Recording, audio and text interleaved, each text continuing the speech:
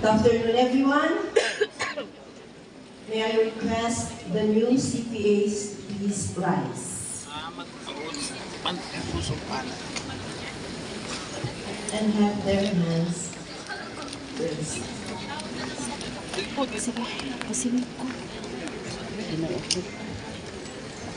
Honorable Chairman, I have the honor to present to you the successful examinees for the December 2024 CPA licensure examinations given by the Board of Accountancy.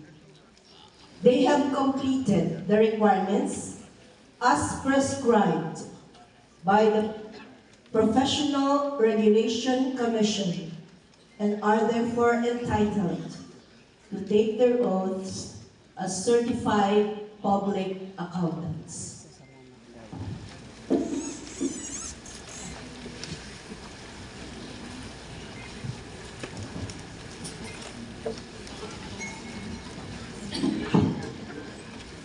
I would like to request the rest of the assembly to please rise and let's witness the oath-taking ceremonies of the two certified public accountants.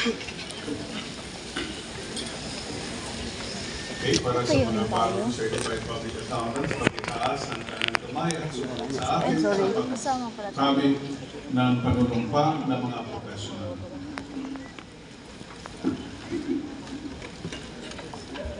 Ako si banggitin ang pangalan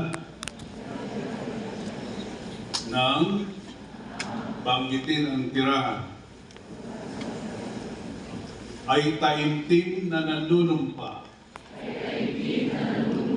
na itataguyod ko at ipagtatanggol ang saligang batas ng Pilipinas na ako'y tunay na mananalig at tatalima rito na susundin ko ang mga batas, mga utos na legal at mga atas na ipahayag ng mga sadyang itinakdang may kapangyarihan ng Republika ng Pilipinas. At kusa kong babalikatin ang pananagutang ito na walang anumang pasubali o hangaring umiwas. Taimtim pa rin akong nanunumpa na sa lahat ng panahon at buok na kinalalagyan ay mahigpit akong manghahawakan sa mga etikal at tuntuning professional ng mga certified public accountants ng Pilipinas. At matapat kong gagampanan ng buong husay sa abot ng aking makakaya ang mga tungkulin at panagutang inaatang sa isang itinakdang certified public accountant. Kasihan nawa ako ng Diyos. Congratulations for a new CPA.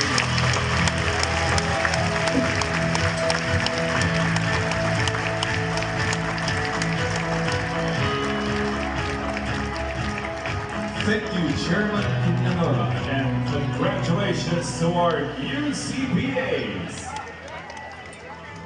At this juncture, we call on Honorable Gloria Baiza to lead the recitation of the oath of certifying public accountants.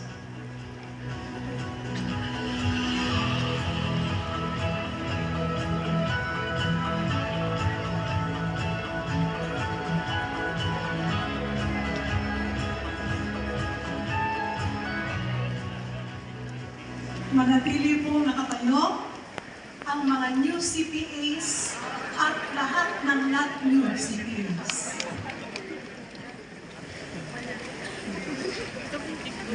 Together, let us recite the oath of a certified public accountant. As a certified public accountant, I shall comply with the following principles of my profession. I shall be straightforward and honest in all my professional and business relationships. I shall not allow bias, conflict of interest, or undue influence of others to override my professional or business judgment. I shall maintain professional knowledge and skill at the level required to ensure that my client or employer receive competent professional services based on current developments in practice, legislation, and techniques. I shall act diligently and in accordance with applicable technical and professional standards. I shall respect the confidentiality of information acquired as a result of my professional and business relationship. I shall not disclose any such information to third parties without proper and specific authority unless there is a legal or professional right or duty to disclose. I shall not use information for my personal advantage or those of third parties. I shall actively lead, participate, and promote the programs and activities of my professional organization.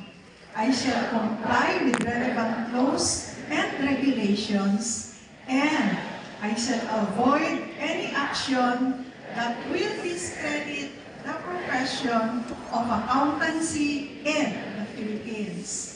I impose this obligation upon myself voluntarily without mental reservation or purpose of evasion. So help me God.